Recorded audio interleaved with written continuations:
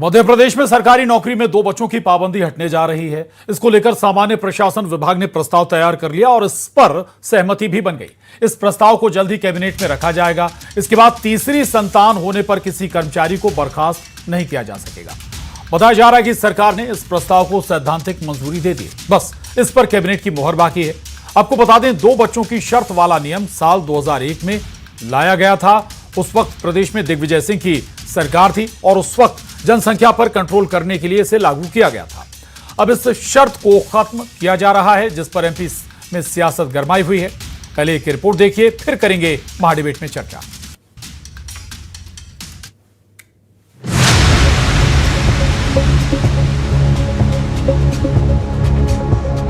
मध्य प्रदेश में सरकारी नौकरी से जुड़े एक बड़े बदलाव की तैयारी चल रही है, जिससे हजारों कर्मचारियों के साथ साथ सरकारी नौकरी की तैयारी करने वालों को बड़ी राहत मिलने की उम्मीद है। दरअसल सरकार ने 2 बच्चों की पाबंदी को हटाने वाला प्रस्ताव तैयार कर लिया है और इसे जल्द कैबिनेट में पेश किया जा सकता है। अगर ये फैसला लागू होता है तो तीसरी संतान होने पर नौकरी जाने का डर खत्म हो जाएगा। अब सवाल ये आता है, आखिर ये नियम क्यों आया और अब क्यों इसे हटाया जा रहा है? चलिए आपको डिटेल से इसके बारे में समझाते हैं। 2001 में सिविल सेवा नियमों में बदलाव कर सरकारी कर्मचारियों के लिए 2 से ज्यादा बच्चे होने पर कार्रवाई का प्रावधान किया गया था। इस नियम के तहत तीसरी संतान होने पर नौकरी से हटाने जैसी सख्त कार्रवाई की जा सकती थी। उस समय इसका उद्देश्य जनसंख्या नियंत्रण को बढ़ावा देना था। तत्कालीन दिग्विजय सिंह की सरकार में इस कानून को लाया गया था। 2 से ज्यादा बच्चे होने पर सरकारी नौकरी नहीं मिलने और लगी नौकरी छीनने वाले कानून को खत्म करने की तैयारी पूरी कर ली गई है। क्योंकि ये कहीं से कोई अगर जांच की जाए तो इस पर कोई कंट्रोल हुआ ऐसा मैं नहीं मानता, और इसलिए जो व्यवहारिक पक्ष होता है उसको देखना चाहिए, और इसलिए इस दृष्टि से निर्णय अगर ये प्रस्ताव आ रहा है तो स्वागत योग्य है। इसके लिए मैं समझता हूँ कि सोच समझ के सरकार को निर्णय लेना चाहिए। पॉपुलेशन कंट्रोल होना बहुत जरूरी है, तभी युवाओं को रोजगार मिलेगा और महंगाई कम होगी। प्रस्ताव बन चुका है और इस प्रस्ताव को कैबिनेट में रखा जाएगा। कैबिनेट से मंजूरी मिलने के बाद ये नियम आधिकारिक रूप से लागू हो जाएगा और नए नियम से न सिर्फ कर्मचारियों को कानूनी विवादों और तनाव से राहत मिलेगी, बल्कि नौकरी ज्यादा सुरक्षित हो जाएगी।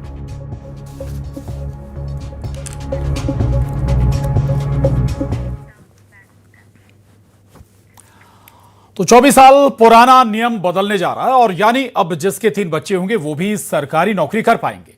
ऐसे कर्मचारी जिनके मामले इस नियम के चलते लंबित हैं, उनका भी समाधान हो जाएगा। लेकिन इस पुराने नियम को लेकर कई तरह के सवाल हैं। पहले महाडिबेट के सवालों पर नजर डालते हैं और उसके बाद करेंगे महाडिबेट में चर्चा। महाडिबेट का महत्वपूर्ण और पहला सवाल, जो बड़े सवाल हैं, बता दें आपको, नियम से जनसंख्या आखिर कितनी कंट्रोल हुई है? यह जरूर सवाल है जो पहले नियम बनाया गया था 2001 में। और दूसरा बड़ा सवाल, सिर्फ सरकारी नौकरी के लिए ही ये नियम क्यों है? क्या बाकी और सेक्टर्स के लिए ये नियम नहीं हो सकता था?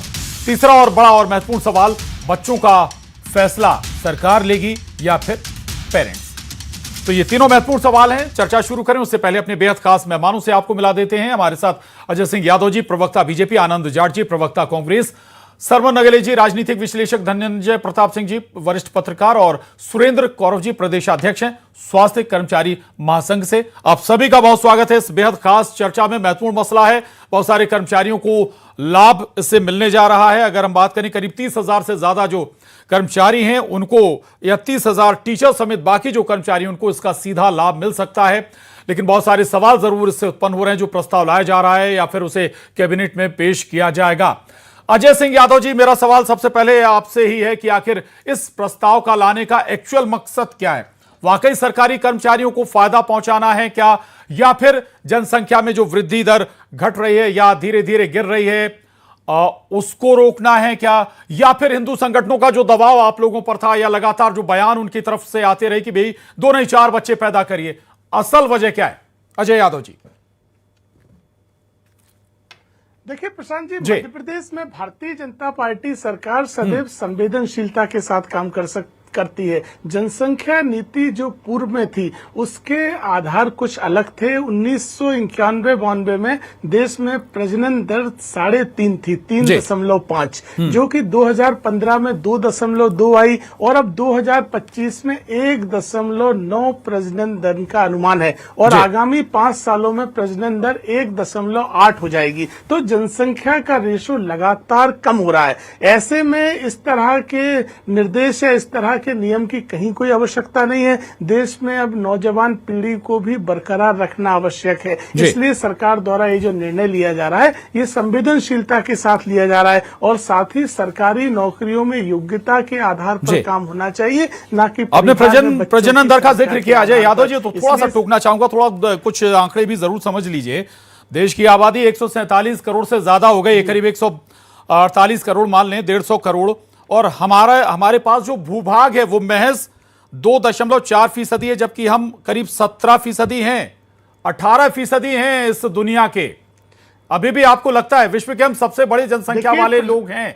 इंडिया, भारत, मध्य प्रदेश की आबादी भी करीब 7 से 9 करोड़ होगी। जी भारत, देखिए प्रशांत जी, भारत दुनिया की सबसे बड़ी नौजवान और युवा आबादी वाला देश है और उनके हाथों में रोजगार भी होना चाहिए। फिर केवल एक लक्ष्य था प्रशांत जी की जनसंख्या में स्थिरता आना चाहिए। और अब जिस तरह के आंकड़े आ रहे हैं कि प्रजनन दर 1.8 पे पहुंचने की उम्मीद है, तो जनसंख्या में तो वैसे ही कमी आना प्रारंभ हो गई है। तो सरकार अपने लक्ष्य को प्राप्त करने में पूरी तरह सफल हुई है। आगामी दिनों में देश की जनसंख्या में कमी आएगी। ऐसे में इस तरह के नियम का अब किसी तरह का कोई उपयोग नहीं रह गया और साथ ही जिन लोगों को इस नियम की वजह से वंचित किया जा रहा है, देश के लगभग अधिकांश राज्यों में ये नियम नहीं है, केंद्रीय सेवाओं में भी इस तरह का नियम नहीं है और उच्चतम न्यायालय में भी ये विषय गया तो उच्चतम न्यायालय ने भी इस मामले में हस्तक्षेप करने से मना किया है। तो सरकार द्वारा जो निर्णय लिया जा रहा है ये पूरी संवेदनशीलता के साथ,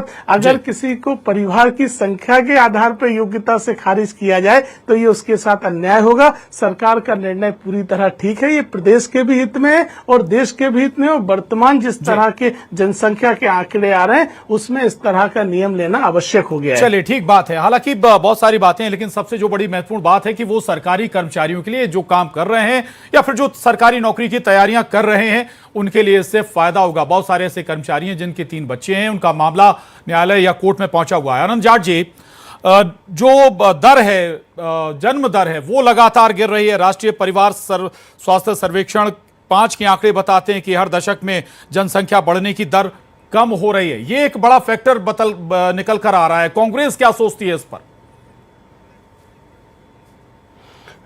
सबसे पहले तो आपके दर्शकों को रामनवमी पर्व की हार्दिक शुभकामनाएं। मैं दरअसल मध्य प्रदेश के मुख्यमंत्री डॉक्टर मोहन यादव जी ने कल जो स्वीकार किया था कि एक अखबार के हवाले से कह रहा हूं कि उनकी जो कोविड नीति थी भाजपा की वो फेल हो गई है और कोविड के बाद जो है वो हार्ट, मैं आपके बीच में नहीं बोला, आप नहीं कुतर्क नहीं, गलत बात है। मैंने बहुत अच्छे से बोलने की कोशिश की, नहीं बिल्कुल तथ्य पर बात कर रहा हूँ। यादव जी सुन लीजिए, आनंद जाट जी मैं उसी तथ्य पर बात कर रहा हूँ। देखिए, इस तरह डिबेट नहीं हो पाएगी प्रशांत जी, इस तरह डिबेट नहीं हो पाएगी प्रशांत जी, डिबेट नहीं हो पाएगी। हाँ तो मत करिए डिबेट, ऐसे झूठे तथ्य। अगर मैं बोलना शुरू नहीं किया उससे पहले डर गए। इतना डरपोक क्यों है भाजपा का प्रवक्ता? इतना डरपोक क्यों है भाजपा का प्रवक्ता? आनंद जाट जी बोलिए, अपनी बात रखिए, लेकिन प्लीज मुद्दे से ना भटकिएगा, ना भटकाइएगा। अजय यादव जी की आवाज थोड़ा कम करिए। डर क्यों रहा है? मैं तो ये पूछना चाह रहा हूँ। वीडियो कौन सा चैनल है बताओ? मैं तो वही पूछ रहा हूँ कि अखबार में सबसे फ्रंट की खबर है कि कोविड के बाद हार्ट फेलियर की संख्या बढ़ी है। क्या झूठ बोलते? मध्य प्रदेश का सबसे बड़ा अखबार ये बात कह रहा है। आनंद जी मुद्दे पर आइए ना। कोविड के बाद हार्ट फेलियर की संख्या बढ़ी है, तो वही तो बोल रहा हूँ, बोलने का दे रहे हैं। मैंने बहुत धैर्य से सुना, लेकिन ये बौखलाने लगे। अजय यादव जी शांत हो जाइए प्लीज। भाजपा के प्रवक्ता मानसिक तौर पर बौखला रहे पूरी तरह से। मुकाबला नहीं जो कोई भी गाना सुनाने लगे, ये सीधे तौर पर। अरे सुनिए तो, पहले सुनिए तो फिर तय करिएगा ना कि क्या कह रहे हैं क्या नहीं कह रहे हैं। अखबार में कहा, बताइए कहाँ है आखिर, दिखाइए। मध्य प्रदेश के सबसे बड़े अखबार में, जिसको ये अखबार नहीं साहब पढ़ते मुद्दे से हैं, मत भटकाइए प्लीज। ये अखबार नहीं पढ़ते हैं। कोट कर रहे हो तो दिखाओ कोट कर रहे हो जिसे। अजय यादव जी बोलिए, माफ कीजिएगा आनंद जाट। मैं तो मुझे तो चिल्लाने ऐसी से बातों पर हंसी आती है कि इतने गंभीर लोग कांग्रेस में बैठते हैं। मैं बहुत विनम्रता अरे तो पूर्वक ये दिखाओ बात ना, कह रहा कौन हूँ से- कि कौन से मुख्यमंत्री को ने आपने कहा दिखाया है। दिखाइए, दिखा देता हूँ, 1 मिनट रुकिएगा चलिए प्रशांत जी, ठीक मैं दिखा ठीक देता है हूँ ठीक है, अखबार दिखाइए को। दिखाइए आप। मैं तब इन्हें शांति आएगी। जी, हमारे साथ 3 हाँ। मेहमान और हैं, प्लीज थोड़ा समय का जरूर ध्यान रखना पड़ेगा।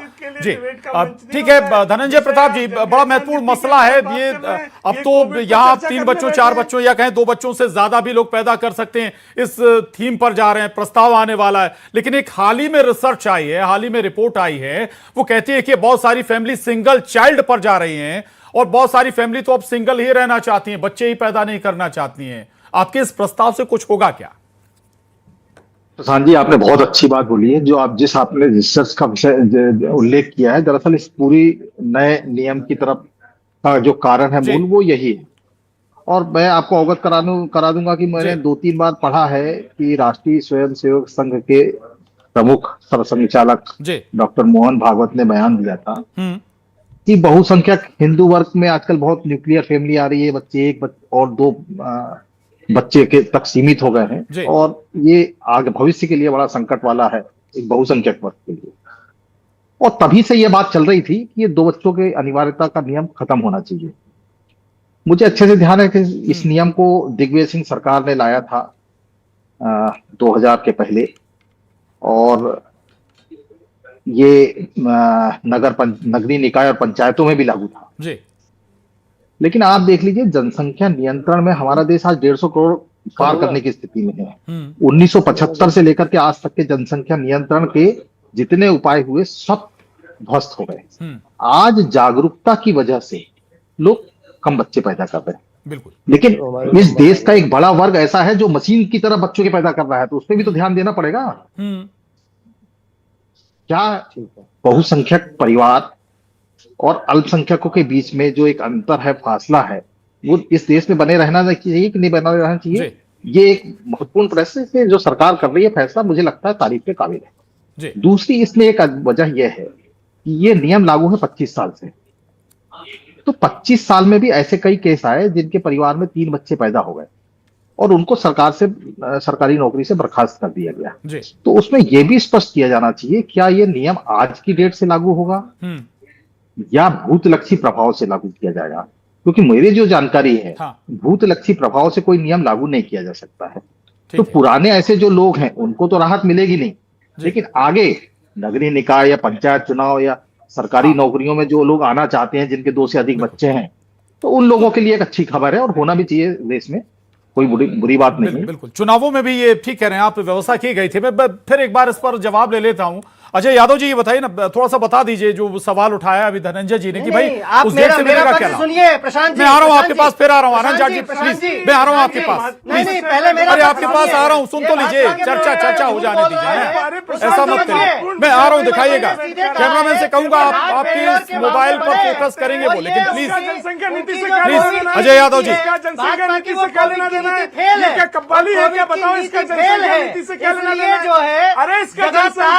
नहीं ऐसे चर्चा नहीं हो पाएगी, प्लीज। नहीं, अरे नहीं सर, समय खराब कर रहे हैं आप, जनसंख्या कम हो रही है, प्लीज। सरमन नगेले जी के पास में जाऊंगा। सरमन नगेले जी, अभी ये प्रस्ताव लाया जा रहा है, चीन को हम कहते हैं, चीन ने बहुत अच्छे से संभाला है अपनी जनसंख्या को, लेकिन अब चीन वापस 1+ चाइल्ड पर आ गया है। चीन में बहुत 2 जनरेशन निकल गई जिन्हें सिबलिंग पता ही नहीं कि भाई बहन होते क्या हैं। फैसला कैसे देख रहे हैं आप? जी सरमन जी। देखिए माननीय प्रशांत जी, फैसला जो मध्य प्रदेश सरकार अभी आगामी दिनों में कैबिनेट के माध्यम से लेगी, अभी वो फैसला लेगी, उसमें किस तरह के चेंजेस होंगे, कैबिनेट की बैठक में डिस्कशन होगा, वो अलग विषय है। इसमें 2 चीजें मैं देख रहा हूं। पहला तो यह है कि जो कि एक बीजेपी का अनुसांगिक संगठन है आरएसएस, उसके सरसंघचालक माननीय मोहन भागवत जी ने जो बार-बार कहा है कि हिंदू लोग जो है ना कितनी भी संतान पैदा करें, ये उस कड़ी में इस फैसले को देखना चाहिए। मेरा मान्यता यह है कि मध्य प्रदेश के मुख्यमंत्री डॉक्टर मोहन यादव जी संघ का और बीजेपी का एजेंडा अक्षरशः लागू करने की दिशा में आगे बढ़ रहे हैं। ये उसी का परिणाम है कि आने वाले दिनों में कैबिनेट में विषय आएगा। न केवल संघ खुश होगा, इससे कर्मचारी वर्ग भी खुश होगा और बाकी जनता भी खुश होगी। दूसरा इसमें एक ये विषय है कि चूंकि अब ये विषय आ जाएगा, हाँ। तो ठीक है कि कुछ लोग उससे लाभान्वित होंगे, लेकिन एंटायर समाज इससे लाभान्वित होगा, क्योंकि देखिए ये एक सोशल काम है, ये समाज का काम है, ये जागरूकता का काम है, सेल्फ रेगुलेशन का काम है। इस पर कोई किसी तरह का रेगुलेशन इंप्लीमेंट नहीं हो सकता। तीसरी इसमें एक बात और है कि अब जैसे कि आप सारे विशेषज्ञों ने कहा है कि 150 करोड़ की जनसंख्या भारत में हो गई, तो ये 150 इसलिए हो गई कि भारत में कोई भी किसी तरह का कानून बहुत प्रभावी तरीके से लागू नहीं कर सकते, जबरदस्ती नहीं कर सकते जब तक सेल्फ रेगुलेशन आए। जैसे कि सोशल मीडिया में सेल्फ रेगुलेशन के आधार पर ही लोग काम करते हैं, वहां भी सेल्फ रेगुलेशन की जरूरत रहती है। और जागरूकता के साथ ये करना था, लेकिन जागरूकता आजादी के पहले हम 35 करोड़ थे, आज 150 करोड़ हो गए। बहुत जागरूकता अगर सरकारों ने की है तो उसका नतीजा ये है 150 करोड़। सुरेंद्र कौरव जी, ये बताइए, ये फैसला ठीक है, कर्मचारियों के लिए बेहतर फायदेमंद हो सकता है, तो स्वास्थ्य महकमे से भी जुड़े हुए हैं भाई, स्वास्थ्य महकमे पर भी असर पड़ता है, ज्यादा जनसंख्या होती है, ज्यादा बच्चे पैदा होते हैं, बहुत दोनों पर्पस से समझाइएगा जरा। आप सभी को मेरा नमस्कार, रामनवमी की आप सबको बहुत बहुत शुभकामनाएं। निश्चित ही मान्यवर मैं बताना चाहता हूं कि ये जो 2001 में जो नीति लाई गई थी, इससे निश्चित ही अधिकारी कर्मचारियों में बेचैनी थी और इसका एक परिणाम अच्छा नहीं था, क्योंकि जो वर्षों से नौकरी कर रहे थे उनको ये लग रहा था कि अब हमारी तो नौकरी जाने वाली है। तो इससे ये प्रभाव पड़ा कि लोगों में एक भय का वातावरण व्याप्त था, और जो आपके डेविड के माध्यम से जो संज्ञान में आ रहा है, निश्चित ही अगर ये प्रस्ताव आता है तो ये अधिकारी कर्मचारियों के लिए एक सराहनीय कदम है और प्रदेश सरकार बहुत सराहनीय कदम उठा रही है। इसका स्वागत करना चाहिए, स्वागत योग्य ये विचारणीय प्रश्न है। और निश्चित ही इसका लाभ हमारे अधिकारी कर्मचारियों को मिलेगा। ठीक है, ये पहली लाइन थी कि 30,000 से ज्यादा जो टीचर्स हैं, कर्मचारी अलग अलग महकमों के, उनको फायदा मिलेगा। लेकिन अजय यादव जी, सरमत जी की बात भी आपने सुनी, सुरेंद्र कौरव जी तारीफ कर रहे हैं और भी तारीफ कर रहे हैं पैनलिस्ट, लेकिन जो बात निकल कर आई कि एक स्पेशल एजेंडा लागू कर रही है सरकार। अजय यादव जी, देखिए प्रशांत जी, इस एजेंडे के बारे में अरे सर, आप दोनों, मुझे लग रहा है दोनों बात नहीं करना चाह रहे हैं। नहीं प्लीज, अब सब ऐसे कैसे होगा, ऐसे कैसे चलेगी चर्चा सर? किस प्रकार से भारतीय जनता पार्टी, अजय यादव जी आप भी वही कर रहे थे, आनंद जाट जी भी वही कर रहे हैं। वैक्सीन के बाद इतने महत्वपूर्ण विषय पे ये गैर जिम्मेदारीपूर्ण बात कर रहे हैं। चलिए 1 मिनट और बचाया, आप दोनों जोर जोर से और चिल्ला लीजिए। आपकी बात जनता तक पहुंचेगी ना, आपकी बात जनता तक पहुंचेगी जी। विषय पे क्या यही बात मैं बार बार कह रहा हूँ कि किस प्रकार से सर 1.5 मिनट है, 1.5 मिनट है, दोनों आधा मिनट बोल लीजिए अपनी अपनी बात। अजय यादव जी प्लीज प्लीज, अजय यादव जी चलिए शांत हो जाइए। आनंद जाट जी, आनंद जाट जी, आनंद जाट जी, आधा मिनट 35 सेकंड आपके पास प्लीज। उस प्रकार से समय से मानती कांग्रेस पार्टी की शर्मिंदगी इस बात की है कि दिग्विजय सिंह ने ये गलत निर्णय लिया था, इसलिए शर्मिंदगी के मारे झूठ बोलना पड़ रहा है, शर्मिंदगी के मारे झूठ बोलना पड़ रहा है कि दिग्विजय सिंह जैसे जनता को आप लोगों की दोनों की बात समझ नहीं आ रही, फिर मुझे स्विच करना पड़ेगा। प्लीज प्लीज प्लीज, अगर अच्छे से डिबेट आपको करना है तो प्लीज एक एक कर बोलिए, आप दोनों आपस में बात कर लीजिए, किसको किस पहले बोलना है, किसको बाद में बोलना है।